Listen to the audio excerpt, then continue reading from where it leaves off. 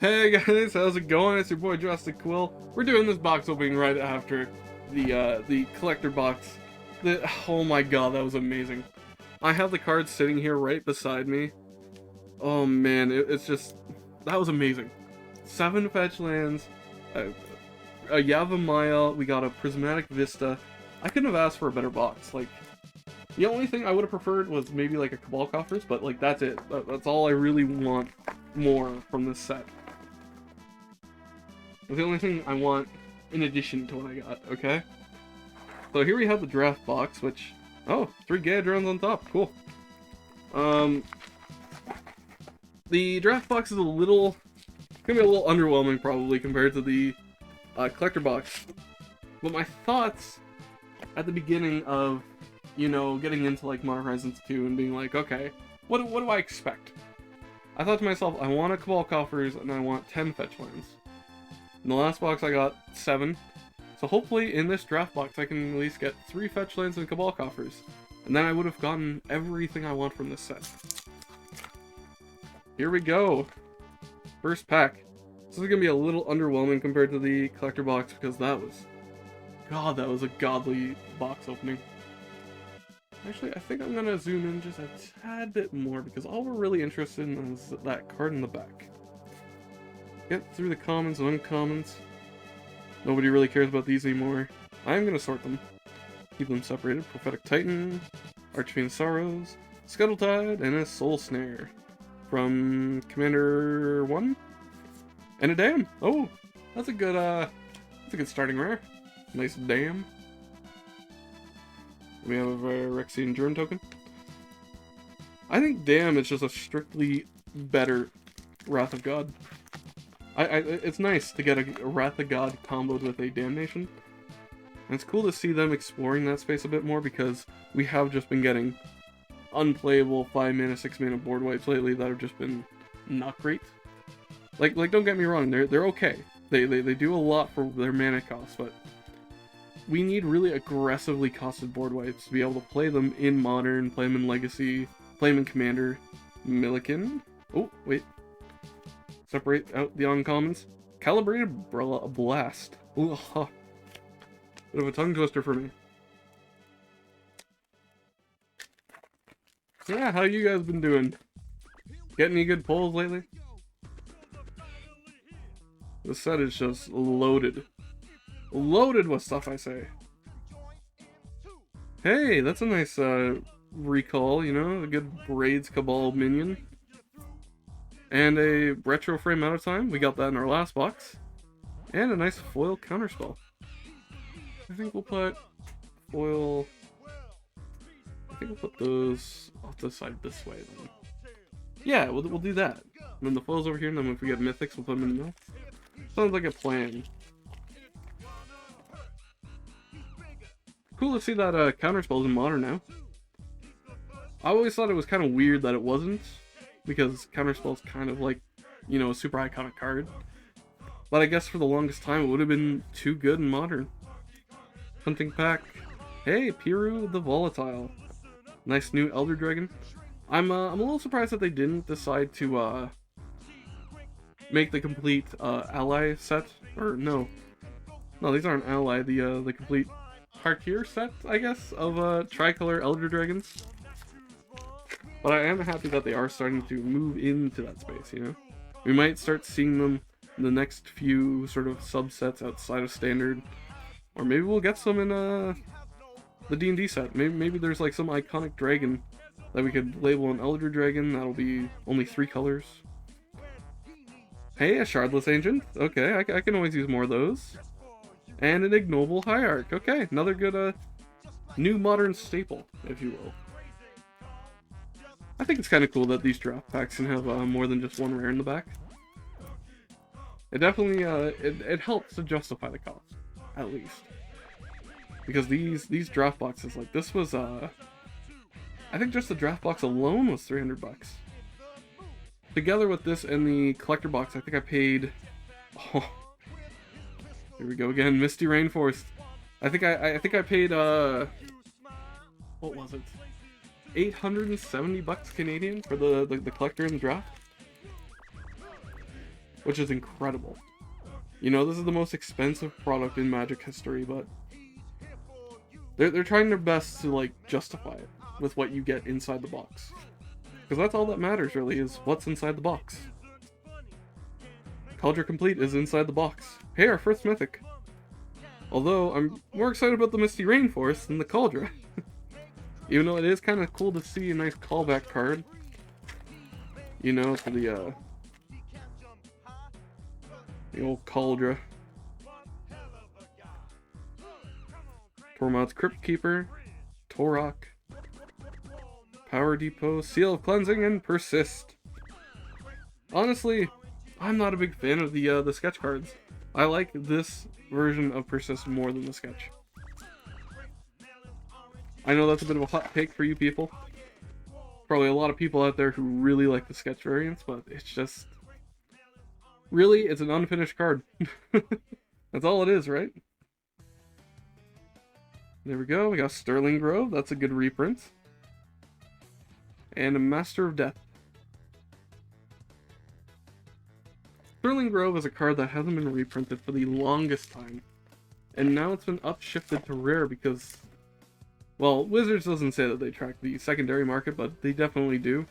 The fact that Sterling Grove is just like, I think it was like $10 before they reprinted it. Now they've reprinted it in rare.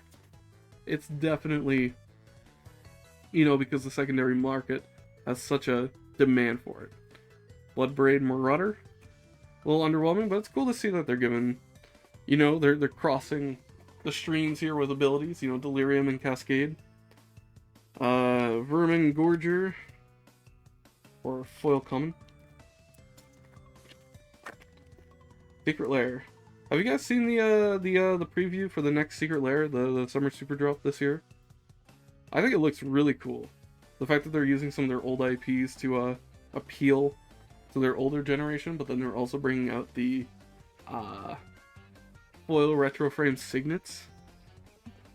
Like, I don't think I'll be able to help myself. I think I'll have to get at least the foil retro frame signets. Because I'm already a guy who loves the signets. I think that they're one of the best mana rocks to exist, ever. Because, you know, for 2 mana it fixes 2 of your colors. And it ramps you a mana. Flame Blitz, Timeless Witness, Healer's Flock, Gorilla Shaman, Obsidian Charma. This is a cool card too. It's weird to see them do more with land destruction. Because really Wizards have been getting away from that lately. And it's weird to see them do land destruction in red. Because really that was one of White's things, right? That it did really, really efficiently back in the day was land destruction. And now we're seeing it more on red cards and weird other stuff. Hey, another Yavimaya. I'll take as many of those as I can get. This is... Oh, it doesn't go there. This is the next Urborg, but it might even be better than Urborg because of the fact that it's in green. I hope that they continue that set and they give us one of each color. Because then there are going to be decks that take advantage of them. You know, and you'll be able to make like the perfect mana base in Commander just by having all those. We have Enchanter's Presence for our reprint slot, and we have an Arid Mesa. Hey, second fetch land of the box. That doesn't go there. And you know what that means? All I need is one more fetch land, and I'll get my 10, my goal. Who knows? I might even break my goal. Might get 4 or something. And Arcanomancer, Chattering Augur, Raving Visionary, Aethersworn Sphinx, Seal of Removal. Hey, Grist the Hunger Tide. I don't know how I feel about this guy. They, I don't know if you guys have heard this, but they actually made a rules change to Commander to make it so that way Grist could be playable as a Commander. They don't see that he's a Planeswalker in the deck building phase. They just ignore that rule now. So now the fact that he is a insect when he's not on the battlefield means that he is technically a creature when he's in the command zone. So they just made one little rule change and now you can play Grist as your general. I don't know if there's any other any other card that applies to. So I can't think of any other card that works the same way. Fire and Ice, upshift to the rare. General Ferris Ruckrick. Ruckuric. Human Soldier. Mirror Scrappling. Or foil. Sacrifice Mirror Scrappling, put a 1/1 counter on target creature. Reverse Arcbound Ravager. Cool.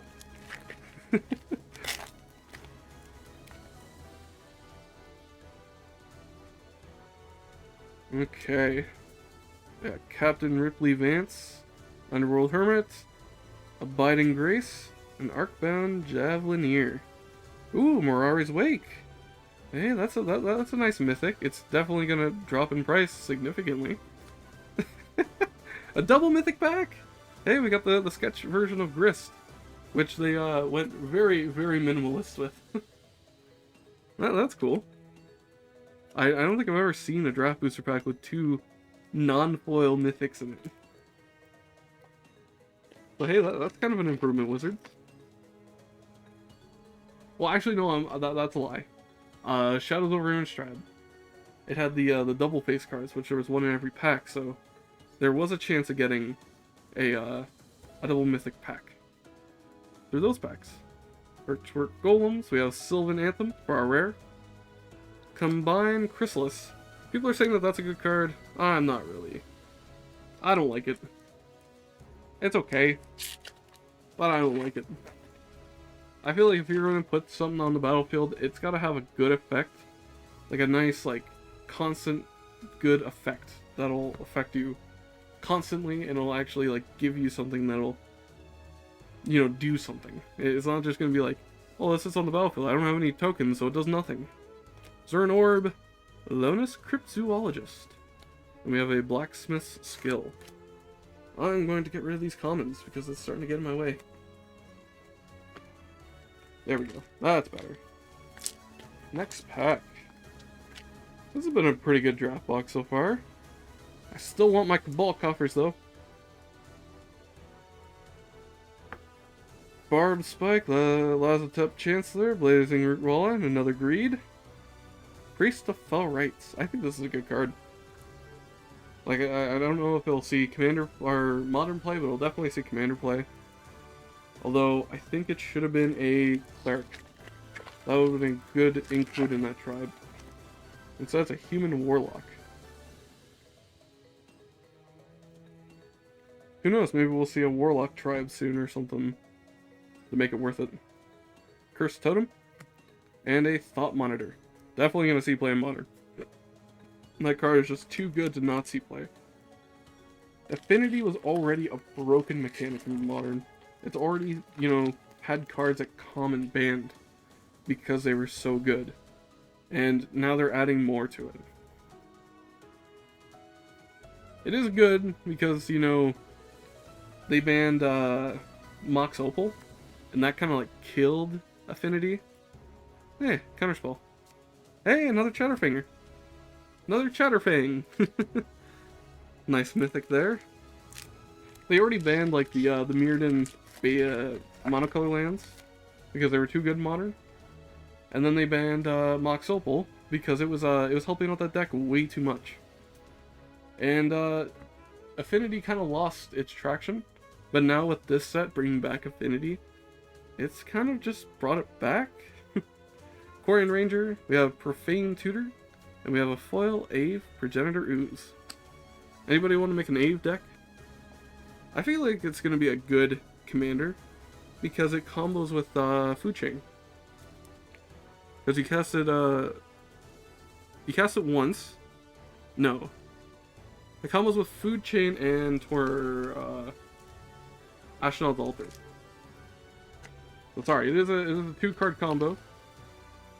But you know, you can play Ave, sacrifice it to the Food Chain, pay an extra mana, play him again. Or wait, or does it? No, because you're always -1 every time. Okay. Well, not when you get... Yeah, once you start getting multiple, then you can do it. Once you start getting like 5 or 6, but you do have to like put some mana into it at the beginning. But it definitely can combo with those 2 cards.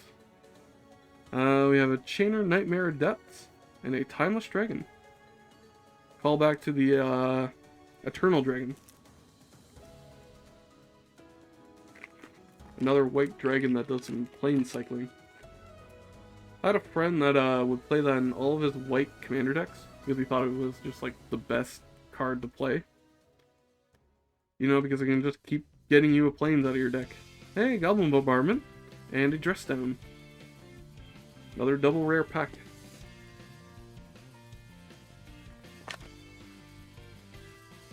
It's nice. I actually kind of need more Goblin Bombardments. So it's good that I'm getting them. I'm still angry that they are a rare. They should be an uncommon. At the most. Because that's what they were originally printed at. A Gaea's Will, another good card. Another nice Suspend Sorcery. It's powerful. Don't get me wrong. It's very powerful. It's definitely up there though in price, I think, right now. Step through, we got Radiant Epicure, Glorious Enforcer, Glinting Creeper, and Nivenral's Disc. Great board wipe. Magus of the Bridge. They just banned Bridge from Below, and then they give us Magus of the Bridge in Modern. How backwards is that? I love how, you know, they take cards, and then they put them on a creature, and they're just worse. Okay. We have Sanctuary Raptor, Constable of the Realm, Goblin Trap Runner. We have a Counterspell. We have Karth the Lion. We have a Foil Retrofram Liquid Metal Torque. That's cool. I didn't think you could get these in the draft boxes. I guess we'll put that there. Oh, actually, if we look at the back of the pack here... Yeah, it even says it. Okay. Oh, it's on the wrapper. You might not be able to see it. But it says, Foil Retro Frame fetch land in less than 1% of boosters. They actually had to mention a specific cycle of cards on the back of the booster. So what's a Foil Retro Frame Mythic? What's the chances of that? Less than like 0.5%? Or did they make fetch lands specifically harder? Soul Talisman.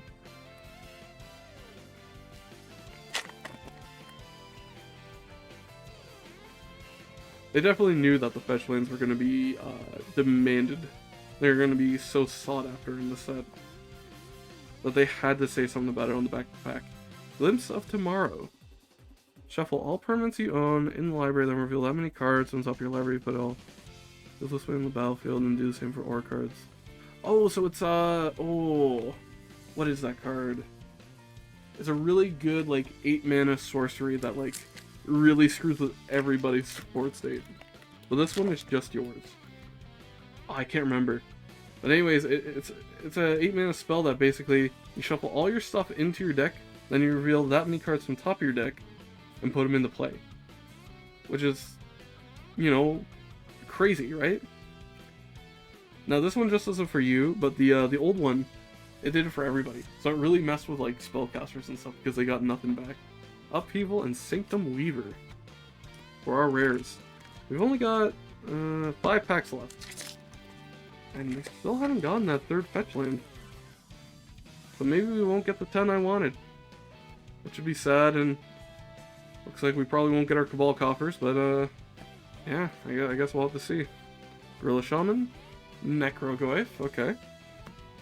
Isn't there like a Lurgoyf tribal card in this set somewhere? Oh, I've been putting the freaking token over there. I think I heard something about that. I think it's really cool that they're exploring just random spaces. You know, we already have a bunch of like Lurgoyfs. They do nothing with each other, but they're all kind of similar. So why not make tribal decks around them? Hey, there we go! Fetch land number 3 of the box with number 10 of this set. Verdant Catacombs. Finally. So we finally hit our goal of 10 fetch lands. Or the 2 boxes. Ah! The mountain of booster pack wrappers. Starting to fall over. There we go. Sudden Edicts, Prismatic Ending, Dragon's Rage, and Vindicate. Can always use another Vindicate. Ooh, a Murktide Regent for our Mythic. I wonder what that'll do in Modern. You know, the fact that it has Delve means it's just a 2-2, so it might actually see play.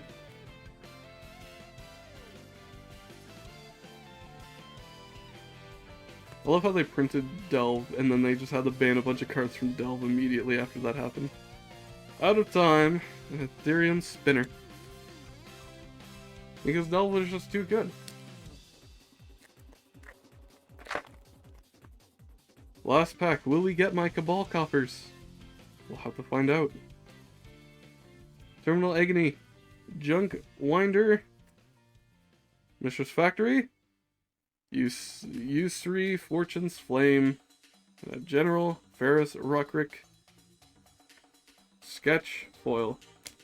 We didn't get there, friends, but we did get some good pulls in this box. I'm still happy with this draft box. It wasn't that bad. In my opinion, though, if you guys can afford it, try to get those collector boxes. The fact that they're a one and done print means that later down the road, they're gonna just skyrocket in price. And the fact that you can get 7 fetch lands in one of them is insane. These collector boxes, they're probably gonna be the first one to hit $1,000. First collector box to hit $1,000, in my opinion.